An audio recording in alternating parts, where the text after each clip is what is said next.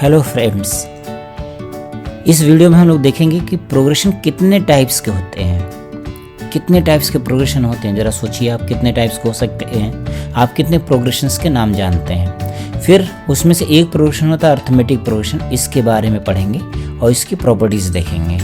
चलिए शुरू करते हैं। Progressions are of infinite number of types.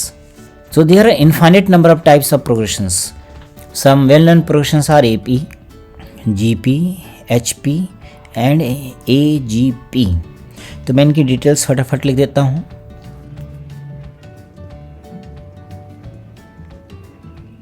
Arithmetic progression, geometric progression, harmonic progression, and this is a combination of arithmetic and geometric. This is known as arithmetico-geometric progression.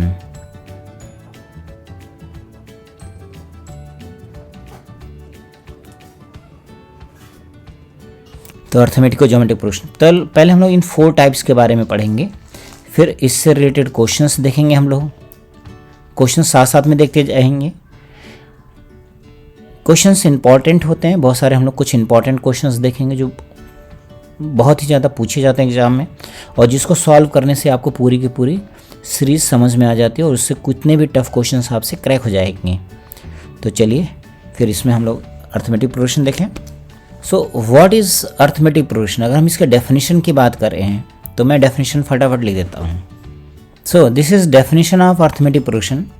A progression is said to be AP, arithmetic progression, if the difference of a term, मतलब कोई भी term लिया आपने, जैसे मान लीजिए मैंने यहाँ पे सीरीज ले लिया, suppose first term, second term, third term, fourth term, fifth term, कोई भी ऐसे आपने टर्म्स ले लिए। तो डिफरेंस ऑफ अ टर्म, इसमें से कोई सा भी टर्म जो मर्जी आप वो चूज कर लीजिए, ये term, and the term preceding it, preceding मतलब पहले, जो टर्म इसके पहले है, जस्ट पहले, टर्म प्रिसीडिंग इट का मतलब जस्ट इसके पहले, T4।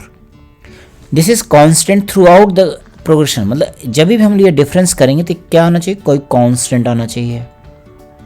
इसी तरह से मान लीजिए आपने यहाँ पे T4 माइनस T3 किया होता तो ये भी कोई कांस्टेंट आता, कोई सा भी ले लेंगे। जैसे मान लीजिए मैंने Tn और Tn माइनस 1 ले लिया तो कोई कांस्टेंट होना चाहिए। This is true for all n greater than equals to 2, मतलब यहाँ से आगे के लिए वैलिड है, क्योंकि ये वाला अगर टर्म लेंगे तो इसके पहले तो कोई टर्म है ही नहीं, तो डिफरेंस नहीं कर सकते हम लोग। तो मतलब AP पहचानने के लिए कम से कम हमारे पास 3 टर्म्स का सीरीज होना चाहिए। आई होप इतना ठीक है। देन स्टैंडर्ड AP की बात करें तो ये जो सीरीज लिखी है हम लोगों ने, इसको कोई स्टैंडर्ड AP कैसे सेटिस्फाई करेगा? तो हम लोग यहाँ लिख लेंगे स्टैंडर्ड AP। स्टैंडर्ड AP क्या होगा? सपोज कि आपने लिखा है A plus D, A plus 2D, A plus 3D से लेकर के A plus N minus 1 into D तक। तो ये हो गया हमारे पास स्टैंडर्ड AP, इसको बोलते हैं स्टैंडर्ड AP। ये हमारे पास फर्स्ट टर्म हो गया, दिस इज फर्स्ट टर्म जो पहले लिखा हुआ है, this is second term, this is third term, this is fourth term. तो देखिए यहाँ पे 4 आ रहा है तो यहाँ पे 3 है, यहाँ पे 3 है तो यहाँ पे 2 है, यहाँ पे 2 है तो यहाँ पे 1 है। तो अगर ऐसा लिखा हुआ है तो ये जो सीरीज लिखी हुई है तो यहाँ पे n माइनस 1 है, मतलब यहाँ पे Tn रहा होगा, तो ये इसका nth टर्म है। तो Tn या फिर इसको बोलेंगे nth टर्म, या फिर इसी को बोल देते हैं हम लोग जनरल टर्म। जनरल टर्म का मतलब ऐसा टर्म जो बाकी सभी टर्म्स को रिप्रेजेंट कर रहा हो। तो हो जाएगा A plus N minus 1 into D, जहाँ पे A क्या है, A is the first term of AP। ये क्या है, फर्स्ट टर्म ऑफ AP। और D क्या है, common difference of the AP, common difference of AP। तो कॉमन डिफरेंस क्या होता है, ये जो आपने लिखा जो कांस्टेंट होता है इसी को बोलते हैं common difference. This is common difference. और n क्या है, n है number of terms in the AP। तो ये आपको डिस्क्रिप्शन भी मालूम होना चाहिए। देन नेक्स्ट थिंग आ जाती है कि हम लोग सम ऑफ AP कैसे फाइंड आउट करेंगे। Sum of n terms of the AP, sum of n terms of the AP क्या होगा?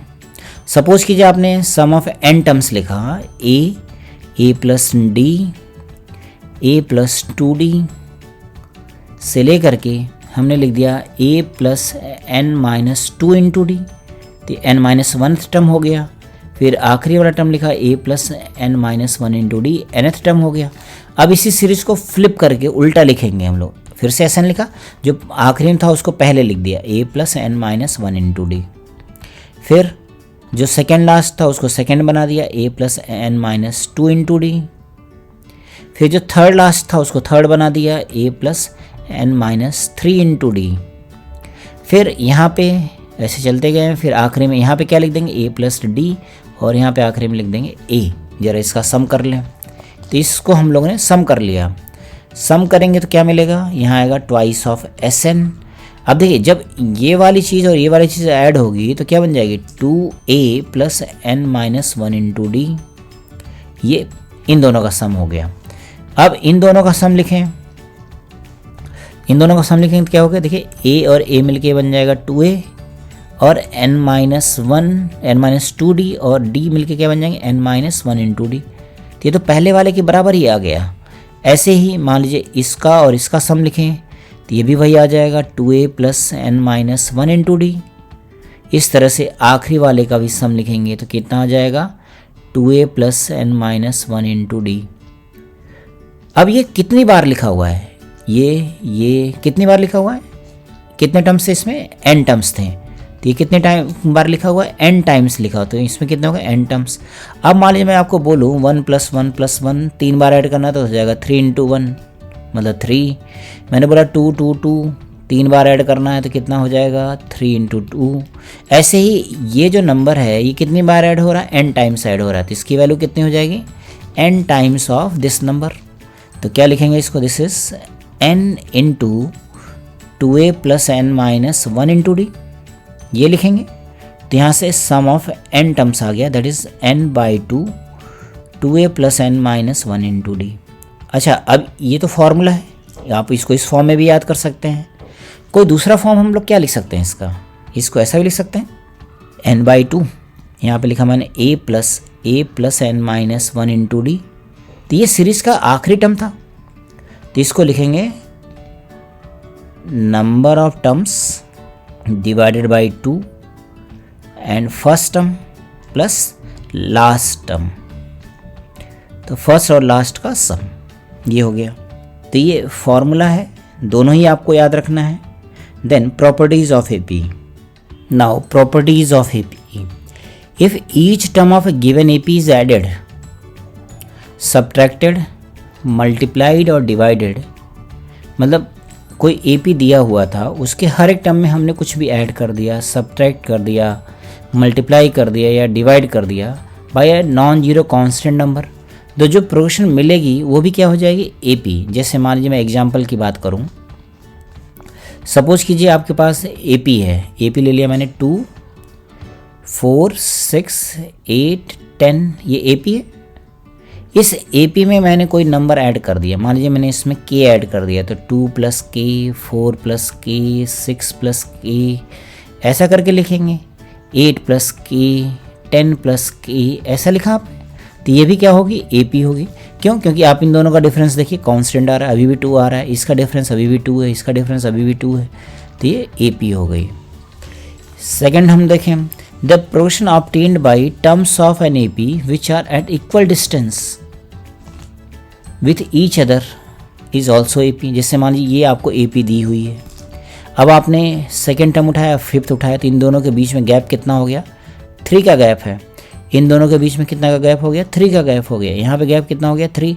अगर गैप सेम है, सेम गैप पे आप एपी में से टर्म्स उठाते हैं तभी भी वो एपी ही रहेगा। जैसे आप स्टैंडर्ड उठा लीजिए, a plus d, a plus 2d, ये लिखा हुआ था। अब मान लीजिए मैंने यहाँ से A2 उठा लिया, मतलब A प्लस डी उठा दिया, फिर A प्लस 4d ले लिया, फिर 8th ले लिया A प्लस 7d, फिर 11th ले लिया A प्लस 10d, तो ये भी क्या हो जाएगी, दिस इज ऑल्सो AP। तो अगर आप बीच में से भी कोई टर्म्स उठाते हैं जिनके गैप सेम है, जैसे यहाँ पे डिफरेंस 3 है, यहाँ डिफरेंस 3 है, यहाँ डिफरेंस 3, तो वो सीरीज़ क्या हो जाएगी, AP रहेगी। हाँ, देन नेक्स्ट वन लिखें, if the corresponding terms of 2 given AP are added और सब्ट्रैक्टेड, जो रिजल्ट मिलेगा वो भी क्या होगा, AP होगा। जैसे मान लीजिए आपके पास एक AP दी हुई थी, A plus D, A plus 2d, ये लिखा आपने। दूसरी लिख दिया आपने alpha plus beta alpha plus 2 beta, ऐसा करके इनको मान लीजिए मैंने सब्ट्रैक्ट कर दिया, तो a minus alpha plus d minus beta, a minus alpha plus 2 times d minus beta, दिख रहा है ये फिर से AP आ गया। This is again AP। I hope you understand. Then if we have to suppose some terms of the AP, तो हम लोग उसको इस तरह से चूज कर सकते हैं, a minus D a plus D, तो ये AP हो गई। या फिर आप सिंपली यही वाला चूज कर लीजिए, a plus d a plus 2d, ऐसा भी सपोज करेंगे तो चलेगा। 4 टर्म्स चूज करने हैं तो हम लोग ऐसा लिख सकते हैं, a minus D A minus 3d A minus D a plus d a plus 3d, इस तरह से लिख सकते हैं। 5 टर्म्स सपोज करना है तो ऐसा लिख लेते हैं, बहुत ही आसान है। या फिर आप सीक्वेंस के फर्स्ट 5 टर्म्स उठा लीजिए, सेम बात है। Then sum of 2 terms of the AP equidistant from beginning and and.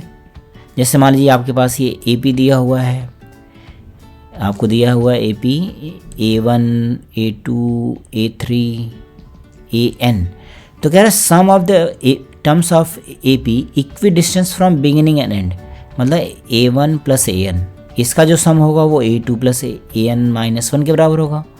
तो ये दोनों इक्वल डिस्टेंस में, ये फर्स्ट लास्ट है, ये सेकंड लास्ट है। ऐसे A3 AN minus 2 third last, इनका जो सम आएगा वो हमेशा क्या होगा, कांस्टेंट होगा। So that is sum is constant and equals to first and last term, तो ये फर्स्ट और लास्ट टर्म के बराबर हो गया। Using this property we prove the sum of n terms of the AP। इसके हेल्प से हम लोग प्रॉपर्टी का प्रूफ करते हैं, जो सम होता है n टर्म्स का, उसको प्रूफ इसी प्रॉपर्टी की हेल्प से किया था। देन लास्ट प्रॉपर्टी, अगर ये AP दिया हुआ है then this is also AP, ये तो हम लोगों ने ऊपर डिस्कस किया था, ये वही रिपीटेड है। सो this is the properties of AP। चलिए एक क्वेश्चन ले लेते हैं। हाँ, इस क्वेश्चन को देखें। If the sum of the series, sum given है आपको इतना, ये क्या दिया हुआ है, sum of the series, then find the number of terms. तो सपोज कर लेते हैं n टर्म्स का सम है, तो हमें क्या फाइंड आउट करना है, number of term n find out करना है। तो सबसे पहले हम लोग क्या करेंगे, यहाँ पे इसका Sn लिख लेते हैं। Sn कितना होगा, Sn का फॉर्मूला क्या होता है, n/2 2a plus n minus 1 into D, ऐसा लिख दिया। तो बस यहाँ वैल्यूज डाल दिए 60100, फॉर्मूले बस वैल्यू डालना, तो n/2 2 इंटू 2, फर्स्ट टर्म कितना है, ये a की वैल्यू है, और d कितना होगा 5 माइनस 2 दैट इज़ 3, तो हो जाएगा n माइनस 1 इंटू 3। इसको सिंप्लीफाई करें तो हो जाएगा n/2 3n प्लस 1, ये क्वाड्रेटिक बन गई, क्वाड्रेटिक हमें सॉल्व करनी है।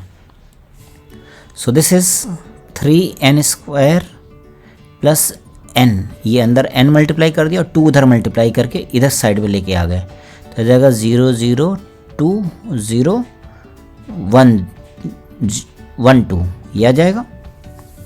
इसके फैक्टर्स लिखने हैं हमें। चलिए इसके फैक्टर्स लिखें।